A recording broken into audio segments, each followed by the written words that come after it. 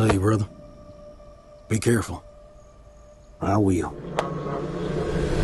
What drove you to make this project, the passion project? Such a great question, man. I was pulling from a place of love for my uncle, who was an elder in my family from Mississippi, from basically not far from where the film takes place, and he loved blues music.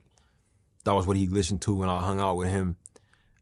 And after he passed away in 2015, I would find myself listening to those songs, trying to reflect and remember him, and I got into it, to the music, really heavy. And blues music is something made with love, and this project is about, let's say, hate and violence. And I'm curious, how did you combine it? Like, how did you listen to this music? Said it will be nice for a horror.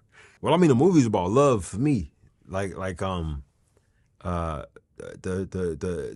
violence that happens in the movie, it happens, but if the movie works, it works because you care about the characters and they care about each other, you know. I said about the violence because I can see that the way for the freedom of the two brothers is paid with violence. They had to do something in the Chicago for Al Capone to get it, to get their own freedom, their own place in world. Yeah, so I mean, are you a critic? Yeah. Okay, yeah. So I mean, you look, you speak in film language, bro. You catching on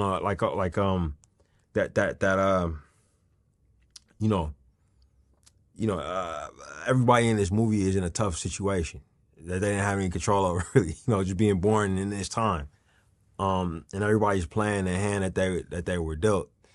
You're absolutely right. The violence is a part of this world. But and my uncle would tell me stories about Mississippi, and quite often they were violent stories, but he listened to this music, I realized, because he was often homesick. He was in a place that wasn't his home, even though he had to flee and run from his home, what I was interested in, bro, was the dichotomy, the juxtaposition, like that, like of all things in life, how they can sit right there on top of each other. You know what I mean? How you can love a place and miss it when you're gone, but also that place can drive you fucking crazy. You know what I mean? That's why they come back to this place. Exactly. And also, I'm curious, why does this main vampire is Irish? Like, what drove you to that? It's a great question, man. I got an Irish first name, and there is a connection. There's a cultural connection between Irish people and Africans and African Americans that's often acknowledged, but often not acknowledged. But our stories have a lot of similarities. And Irish music it was a major contributor to the American folk music scene.